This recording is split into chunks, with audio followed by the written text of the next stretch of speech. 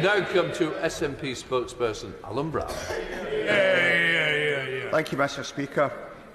Just to pick up some of the comments the Secretary of State made, I noticed he started off by trying to claim there wasn't much elimination from the Shadow Secretary speech, and then we got absolutely no elimination from his speech either.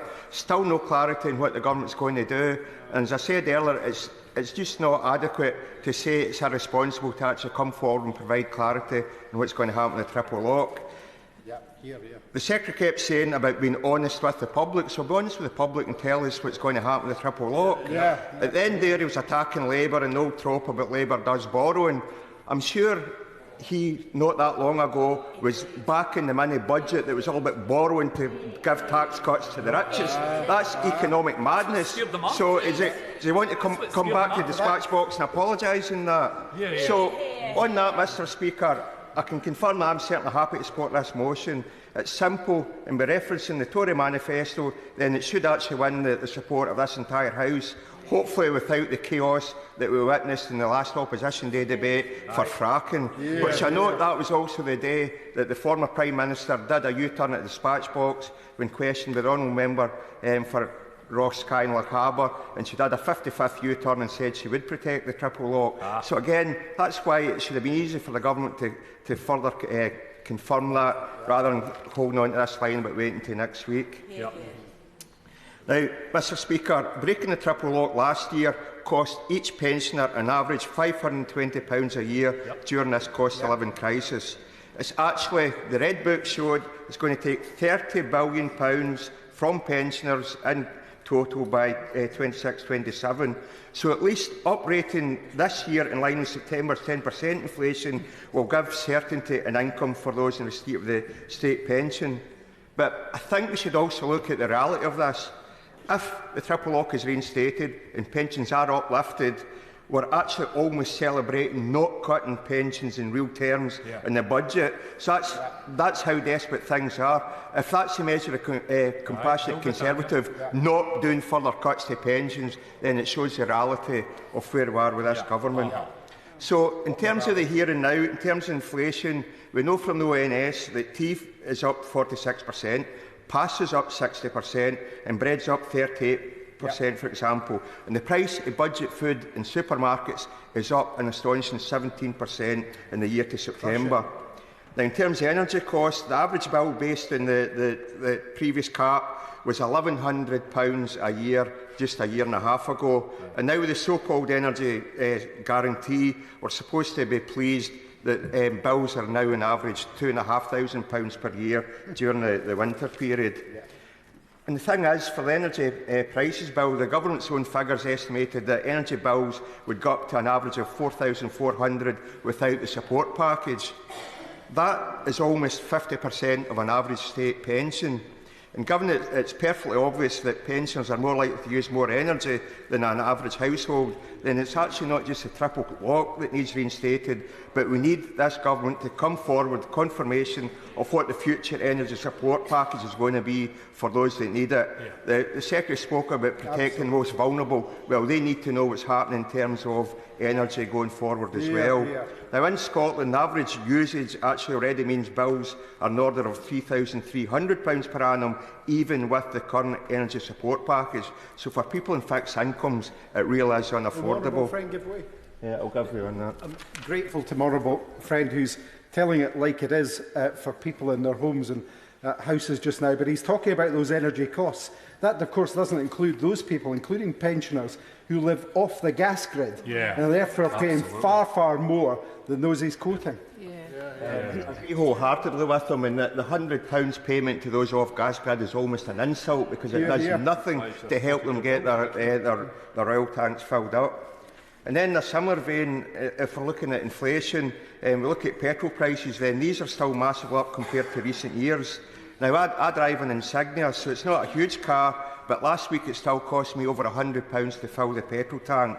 So clearly that is also unaffordable for those in a fixed income, and actually that would account for 55% of 1 week's full pension to try and cover that. So, Madam Deputy Speaker, when we look at the UK and around, it's actually one of the most unequal countries in the world, and unfortunately this inequality continues during retirement. If we look at the Gini coefficient, the UK is 14th out of 14 North West European countries. It's the same for the S80-20 quintile share, where when we compare the ratio of the poorest to the richest, the UK is by far the worst ratio, and again, 14th out of 14. Scandinavian countries, all small independent countries, lead the way in these measures. But the thing is, poorer pay and lower incomes for those struggling also means later on in life they're less likely to have private pensions and a reliance on the UK state pension, which again, the UK state pension fails in comparison to other countries. Yeah. When we look at the proportion of earnings derived from state pensions, the UK sits 30th out of 37 OECD countries. Absolutely. Now, I understand there is an argument that it can be good to move away from dependence on state pensions, but the UK is clearly among outlier countries near the bottom of the pile and way below the OECD average. And this, with many people using occupational pensions and capital as sources of income, that in reality this is increasing inequality in pension age for those without access to such means. And then if we look at the UK's flat pension rate and compare that with other countries who pay a flat rate, Ireland, Denmark, Netherlands, again the UK rate is lower and fails in comparison. Yeah.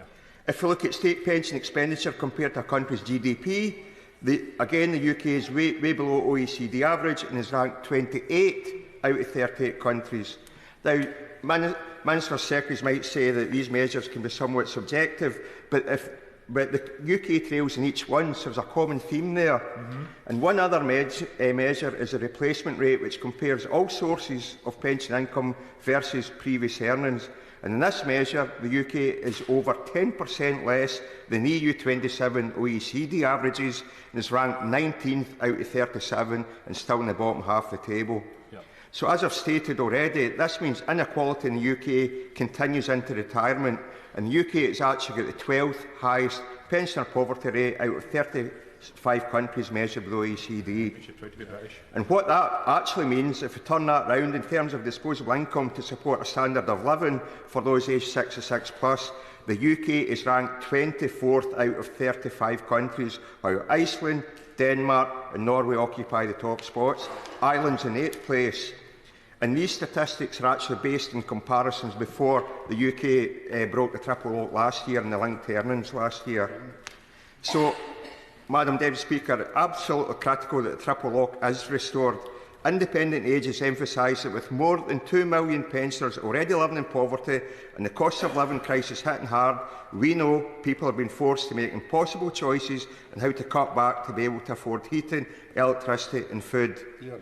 Now, one additional income support measure is pension credit, but we know take-up levels are still too low, and the Secretary of State did acknowledge that. But previous research commissioned by Independent Age has estimated that full take-up of pension credit could lift 440,000 older people out of poverty. So when is this going to be tackled by the government?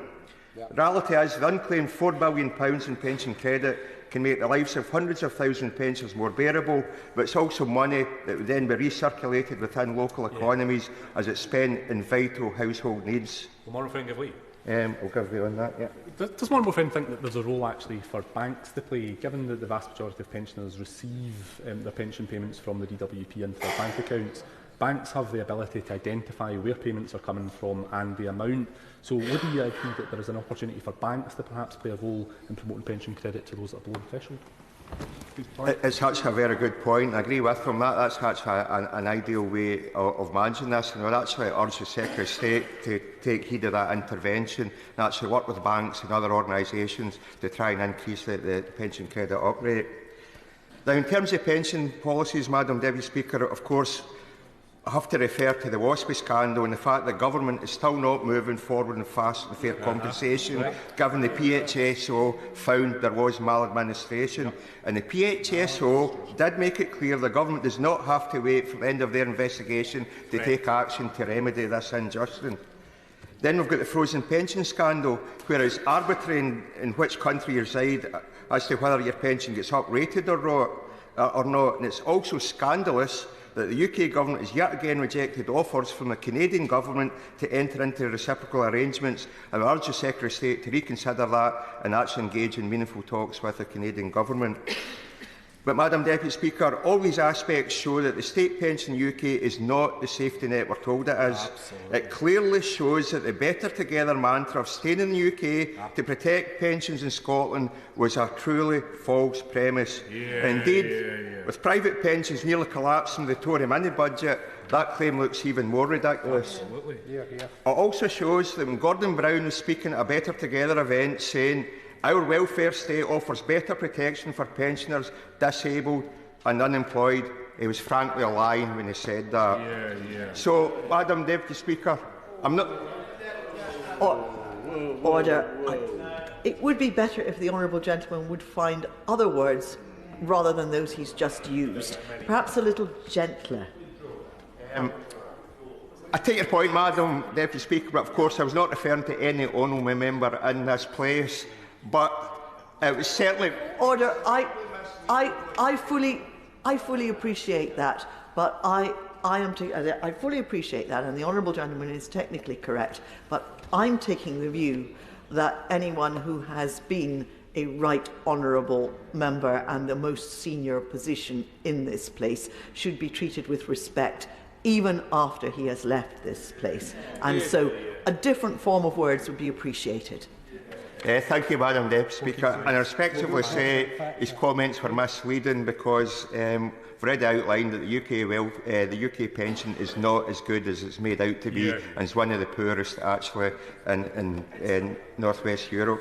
So anyway, moving on, Madam Deputy Speaker, it's little wonder that the Scottish Government have been publishing papers comparing the UK to comparator countries for an independent Scotland. Scotland's a lower pensioner poverty rate than the rest of the UK at present, but we want to do much better than that. We want to match or better the comparator countries to reduce inequality during the working life and allow a more dignified and enjoyable retirement for all. We no longer want to be left here hoping yet again that Westminster will make the right decisions in things such like triple lock, and we want to do things for the better of the citizens of Scotland.